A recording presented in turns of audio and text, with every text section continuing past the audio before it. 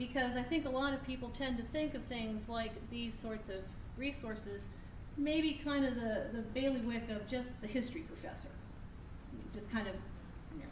And I thought, well, number one, are people using the historical digital archives that are out there?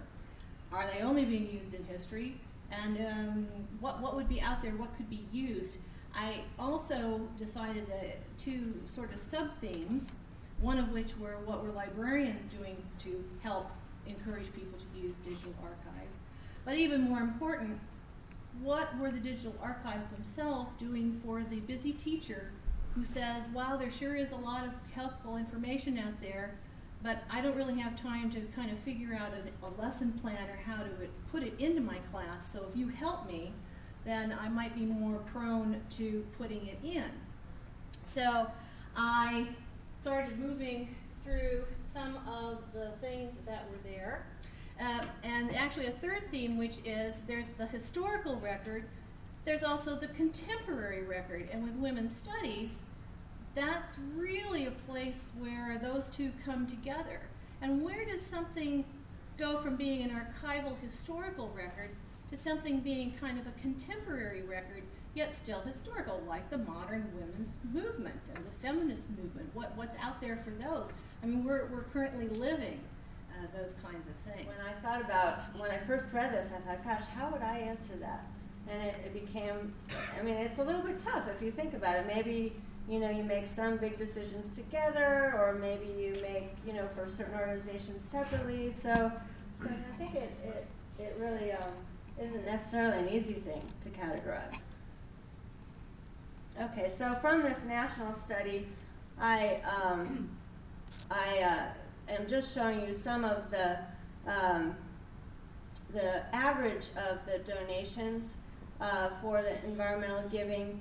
If the wife was the primary decider, if the husband was the primary decider, or if they said it was, or if the respondent said it was a joint decision.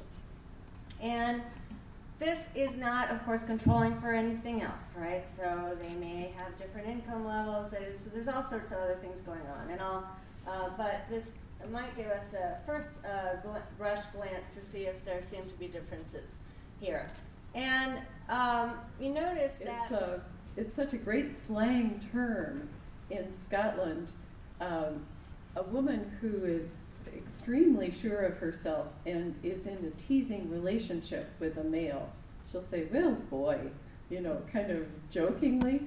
So here, embedded in this Selkie traditional narrative, he's got this wonderful little touch that he has the seal saying to, you know, she's out in the water now, she's free.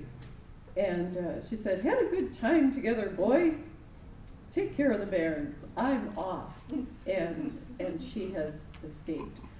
So I'm going to conclude by reading a little bit from an article that I have recently published in the Journal of Scottish Studies, based at the University of Edinburgh. The title of the article is Supernatural Beings in the Far North, Folklore, Folk Belief, and the Selkie. And I thought it would be interesting for us, because this is women's studies colloquium, to kind of look at this from the level or the perspective of gender relations. So I'm just going to read a little bit from the last couple pages of this article. On the level of gender relations, Selkie's stories provide a context for considering issues of balance of power between men and women. The male keeps the female by claiming a part of her and keeping it hidden from her.